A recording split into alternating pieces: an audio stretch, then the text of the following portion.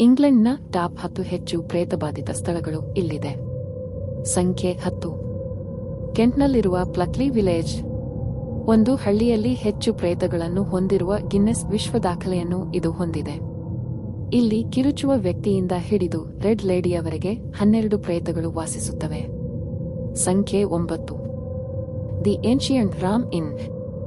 5,000 ವರ್ಷಗಳ ಹಳೆಯ ಸ್ಮಶಾನದ ಮೇಲೆ ಇದನ್ನು ನಿರ್ಮಿಸಲಾಗಿದೆ. ಇಲ್ಲಿ ಜನರಿಗೆ ದೆವ್ವಗಳಿಂದ ದಾಳಿಯಾಗಿದೆ ಮತ್ತು ತಳ್ಳಲ್ಪಟ್ಟಿದ್ದಾರೆ.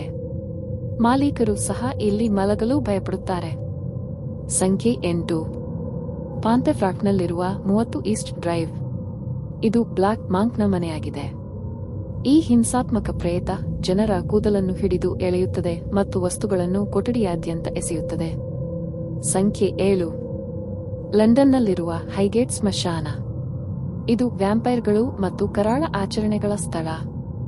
ರಾತ್ರಿ ಹೊತ್ತು ಕೆಂಪು ಕಣ್ಣುಗಳನ್ನು ಹೊಂದಿರುವ ಎತ್ತರದ ಕಪ್ಪು ಆಕೃತಿಯೊಂದು ಸಮಾಧಿಗಳ ನಡುವೆ ನಡೆಯುವುದನ್ನು ಕಾಣಬಹುದು. ಸಂಖ್ಯೆ 6. ಹ್ಯಾಂಪ್ಟನ್ ಕೋರ್ಟ್ ಅರಮನೆ. ಇದು ಕಿಂಗ್ ಹೆನ್ರಿ ವೇರ ಮನೆ. ಅವರ ಪತ್ನಿ ಕ್ಯಾಥರೀನ್ ಹೊವಾರ್ಡ್ ಅವರನ್ನು ಹಾಲ್ನಲ್ಲಿ ಕಿರುಚುತ್ತಾ ಎಳೆದುಕೊಂಡು ಹೋಗಲಾಯಿತು. ಇಂದಿಗೂ ಅವರ ಪ್ರೇತ ಆ ಗ್ಯಾಲರಿಯಲ್ಲಿ ಓಡುತ್ತದೆ.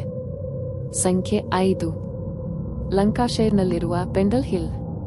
1612 ಮಾಟಗಾತಿ ವಿಚಾರಣೆಗಳಿಗೆ ಇದು ಪ್ರಸಿದ್ಧವಾಗಿದೆ.